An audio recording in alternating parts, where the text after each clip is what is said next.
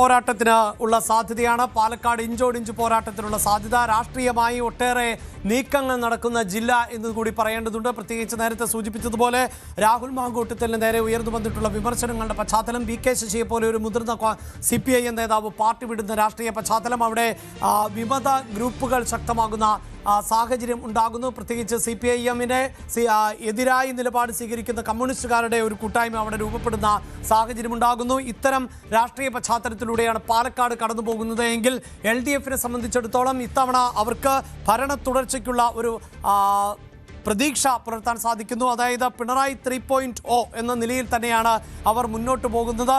നേരത്തെ മുൻ പ്രതിപക്ഷ നേതാവ് രമേശ് ചെന്നിത്തല സൂചിപ്പിച്ചതുപോലെ സർക്കാരിൻ്റെ വികസന നേട്ടങ്ങൾ എണ്ണിപ്പറഞ്ഞുകൊണ്ടുള്ള പരസ്യങ്ങൾ PRD-യിൽ നിന്ന് പുറത്തു വരുന്ന സാഹചര്യം, സൈബർ ഇടങ്ങളെ അടക്കം പരമാവധി പ്രയോജനപ്പെടുത്തുക എന്നത്, അങ്ങനെ ഒരു സൈബർ വിങ് തന്നെ ഇപ്പോൾ CPM-ന് വേണ്ടി പ്രവർത്തിക്കുന്ന സാഹചര്യം, അതിന് നേതൃത്വം നൽകിക്കൊണ്ട് മുൻ മാധ്യമപ്രവർത്തകനായ നികേഷ് കുമാർ ഉള്ള സാഹചര്യം, ചില ക്യാമ്പയിനുകൾ അടക്കം, അതായത് ഇരുണ്ട യുഗം, ഇരുണ്ട കാലഘട്ടം എന്ന നിലയിൽ UDF-ന്റെ പ്രവർത്തനത്തിൻ്റെ UDF കാലഘട്ടത്തിൽ ഉണ്ടായിരുന്ന പോരായ്മകൾ കുറിച്ചുള്ള ക്യാമ്പയിനുകൾ നടക്കുന്ന സാഹചര്യം. അങ്ങനെ അരുൺ, എല്ലാ തരത്തിലുമുള്ള സാധ്യതകളെ പ്രയോജനപ്പെടുത്തിക്കൊണ്ട് ഈ തെരഞ്ഞെടുപ്പിന് നേരിടുകയാണ് ഇടതുപക്ഷം.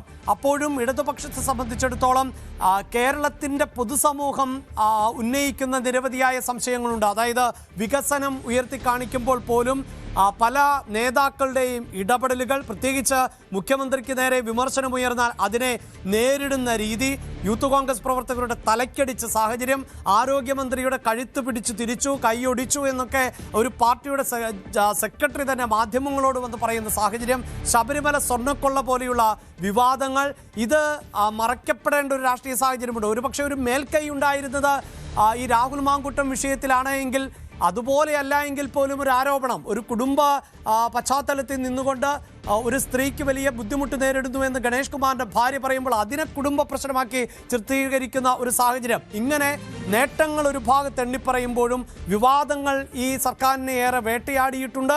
അതിൻ്റെ അവസാന നിമിഷങ്ങളിൽ പോലും എന്താണ് LDF-ന്റെ ഒരു പ്രതീക്ഷ? LDF മറികടക്കേണ്ടത് എന്തു പ്രതിസന്ധിയാണ് ആരും? ഒരുപാട് വിവാദങ്ങളുണ്ട്, ഒരുപാട് എതിർപ്പുകൾ സർക്കാരിനെതിരെ ഉണ്ട്. പക്ഷേ അതെല്ലാം മറികടക്കാൻ കഴിയുന്ന തരത്തിലുള്ള വികസന പ്രവർത്തനങ്ങൾ നടത്തിയിട്ടുണ്ട്, ക്ഷേമ പ്രവർത്തനങ്ങൾ നടത്തിയിട്ടുണ്ട്.